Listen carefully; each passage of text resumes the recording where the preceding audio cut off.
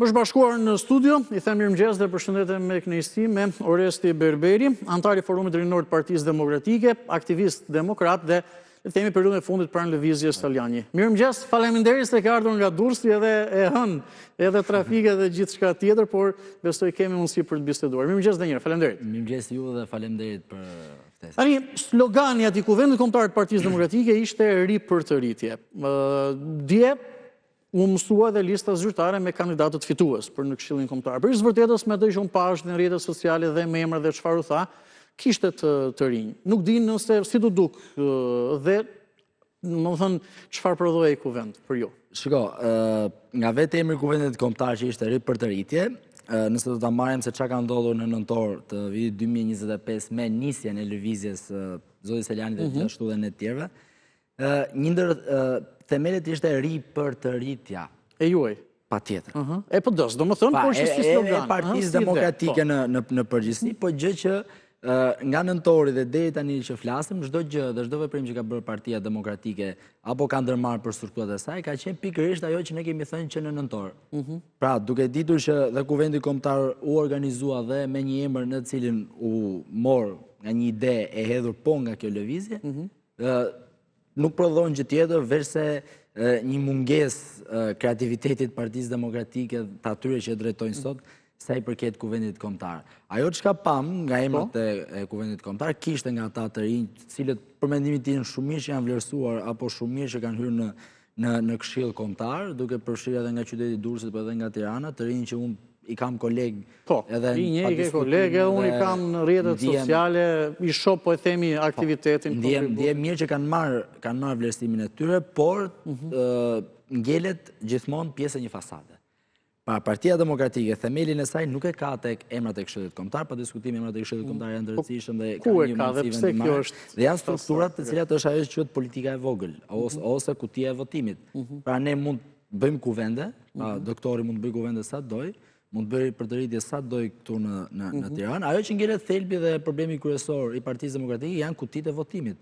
A kemi ne këllë që ta riorganizojmë dhe ripërdërim Partinë Demokratike tek kutitë e votimit dhe më pas të kalojmë tek... Unë dëgjova diçka që përmendet Zoti Berisha, seksioni. Domethënë, besoj kjo është mënyra si funksionon një parti.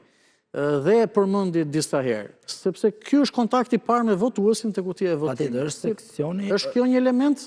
Seksioni është elementi thelbësor dhe kryesor që ka marrëdhënie drejt për drejt me qytetarin edhe me kutinë e votimit. Po, prandaj grup seksioni përmbledh një pjesë të madhe të seksioneve dhe tje me radhë pastaj sipas hierarkisë. Por Partia Demokratike sot që flasim nuk është në terezi me seksionet. Pra, nëse do të flasim... Jo, prandaj ishte ndoshta një objektiv ose që përmendën. Është një objektiv cilin është me vonesë për ta bërë. Pra, ne sot që flasim, Partia Demokratike është me shumë vonesë. Jemi disa muaj, nuk po them një vit, po disa muaj pranë fushatës elektorale. Dhe në Kuvend Kombëtar të përmendur seksionet, do të thotë që ti je dy hapa mbrapa kundërshtarit. Dhe a je i përgatitur për betejën politike apo jo? Me atë që pam në Këshillin Kombëtar, jo vetëm që janë të përgatitur për betejë, po thjesht duan të ndërtojnë një fasadë që partia opozitare më e madhe jemi ne dhe nuk ka tjetër. Pra, me këtë deshin tregonin forcën e tyre në opozitë dhe kaq tani, jo për të fituar në zgjedhjet lokale, bashki dhe çdo gjë tjetër. Nuk kanë për të fituar zgjedhjet lokale. Nuk e kanë atë synim. Po ta kishin atë synim, do kishte nisur këtu akoma përpara. Pra shka do të thotë, kur ti si parti opozitare ngrihesh në këmbë edhe organizon kuvende dhe protesta vetëm për një lëvizje të disa demokratëve apo të shumë demokratëve, shumicës demokratëve në partinë tënde, por nuk e ke thelbin dhe rolin kryesor apo atë objektivit tënd për të fituar zgjedhjet elektorale, atëherë problemi qëndron tek ty. Sepse këta njerëz që ishin në Kuvend Kombëtar, këta delegatë që ishin në Kuvend Kombëtar, e din shumë mirë që problemi kryesor i Partisë Demokratike janë seksionet. Dhe nuk po flasim për seksionet në Tiranë apo në Durrës. Jo, në gjithë Shqipërinë. Nëse do të flasim, do marrim nga vau idejës për Kornespol dhe Ndevoll. A jemi në Terezi? Jo, nuk jemi në Terezi.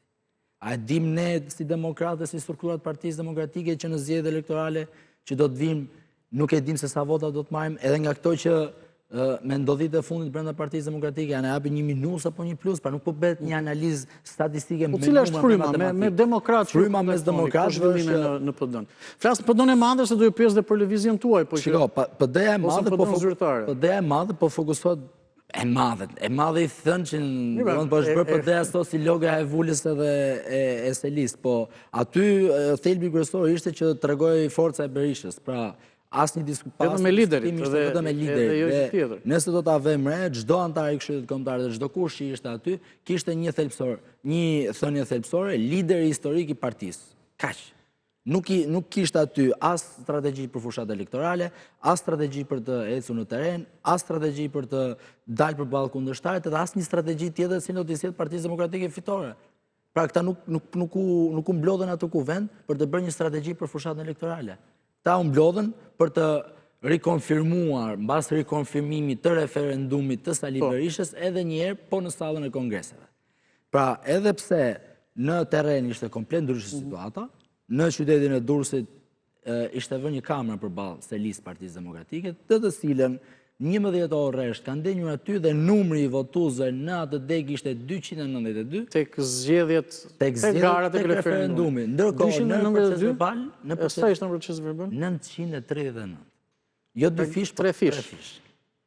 Kjo e vërtetuar, i thoni kamera është kamera atje nuk po them unë nga mendjemi, ishte kamera e cila vërtetoi numrin real të votuesve brenda forcës politike, përfshirë ata të picës, ose do t'i fusim në numër, dhe del numri 939 në proces verbal.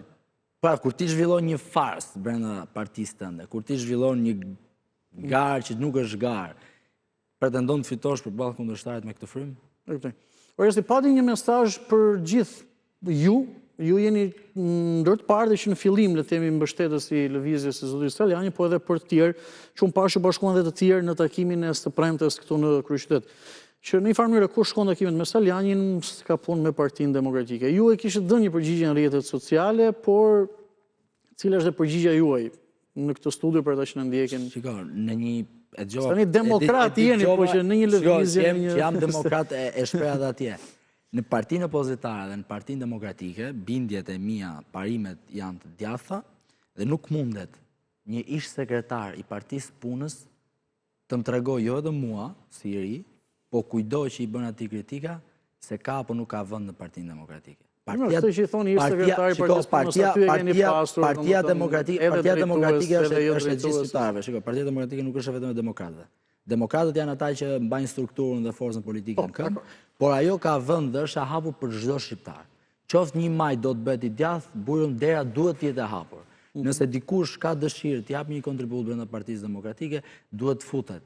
Dhe nuk mund ta vendosi kurse si kryetari nëse dikush duhet apo s'duhet të jetë brenda Partisë Demokratike. Po pse i bën këto kërcënime për shkak? Dhe pse në një farë mënyrë nuk mund të them që nuk i duheni ju, se Partisë Demokratike çdo parti opozitare duhet gjithkush, por pse ky qëndrim? Po është një qëndrim radikal edhe në thelbësh komunist. Pra, të përjashtosh nga një parti politike njerëz që nuk të binden, kjo nuk është demokraci. Kjo nuk është shprehje mendimit lirë dhe nuk është shprehje e lirisë së fjalës. Pra, nëse ne po flasim për një parti demokratike që thot ne jemi parti e mendimit lirë, ne jemi parti e fjalës lirë etj me radhë, dhe kur vjen puna që dikush e ngre fjalën dhe thot mendimin e tij ashtu siç e mendon dhe ti e përjashton atë, ti nuk je parti demokratike. Dhe ne lëvizja e zotit Saljani që në krye të herë që unë e kam mbështetur që ditën e parë dhe deri sot që flasim në orën 8:30 të mëngjes, ka një rol thelbësor. Dhe lëvizja e zotit Saljani që Partia Demokratike e para të jetë demokratike, e dyta të mos jetë pronë as të doktorit, as të servilëve të tij, pra mos të jetë një kupol brenda Partisë Demokratike që jep drejtim, jep direktiva, përjashton këtë don ata, afron këtë don ata dhe fusin në Këshill Kombëtar këtë duan ata, atëherë kjo nuk është forcë politike. E kuptoj, si keni menduar apo si po shihni dhe në teren që mund t'ja arrini apo mund të realizoni diçka të tillë? Nuk di me numrat me njerëzit që u mbështesin apo dhe përballë kësaj dere të mbyllur që gjeni informimin. Unë jeni demokrat, jeni pjesë e PD-s, por përjashtuar vetë përjashtuarit e tjerë. Si mund vijohet? Atëherë sallat në gjithë Shqipërinë e kanë treguar, takimi fundit i Tiranës e ka treguar, ne jemi pjesë e Partisë Demokratike, ne jemi të angazhuar në Partinë Demokratike, ne jemi edhe njerëz të cilët kemi dhënë kontribute dhe do vazhdojmë të japim kontribute për Partinë Demokratike dhe jo për Sali Berishën. Ne nuk jemi jashtë Partisë Demokratike. Pra çdo njeri që kujton apo e percepton sikur ne personalisht besoj jeni antar, votuat në këtë referendum votuat. Unë shkova pash emrin zoti Sali Berisha që ishte aty, Po, vetëm ai. dhe në një dalje publike thash të shkruaj emrin e zotit Saljani, shkruajta emrin e zotit Saljani, futa fletën në kutinë e votimit, dhe pa diskutime bëra aktin tim politik.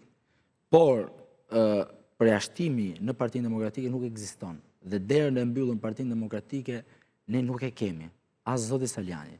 Pra, nëse do të flasim e kemi apo se kemi E kuptoj, po një farë mënyrë, ajo që unë pjesë është si do të vjoni dhe ne do të vjojmë pa ose si. diskutim lëvizjen politike, ashtu siç takimi i Tiranës ishte një takim surprizë i organizuar nga lëvizja, pa diskutim do të merren vendime të cilat do të ecin paralelisht edhe me zhvillimet brenda Partisë Demokratike, dhe pa diskutim do të ketë një lëvizje e cila do të ketë një rezultat në fund. Gjithmonë për PD-n, jo për në një ide ku gjon krijon forcë tjetër, ndarje përfundimtare etj etj. As edhe një parti të politike, ne nuk kemi nga ata që hapim kioska partie për të bërë disa vota, për të marrë disa mandate, ne duam që të ketë rotacion politik.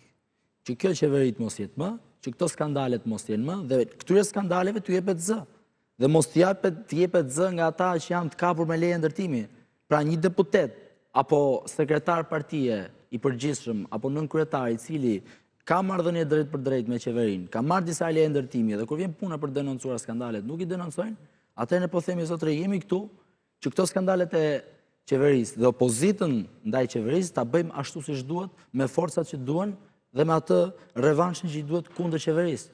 Pra ne vazhdojmë, kemi qenë, jemi dhe do të jemi në Partinë Demokratike do apo nuk do Sali Berisha. Jo kuptoj.